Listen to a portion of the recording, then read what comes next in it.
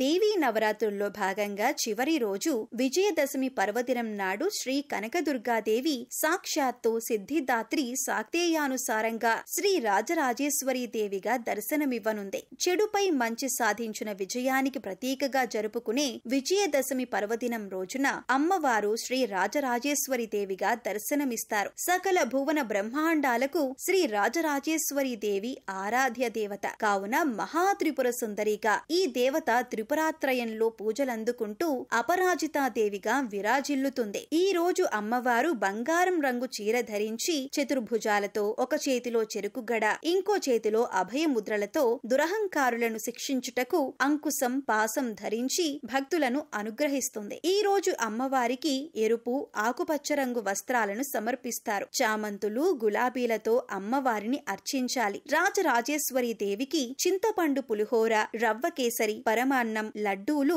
నైవేద్యంగా సమర్పించాలి.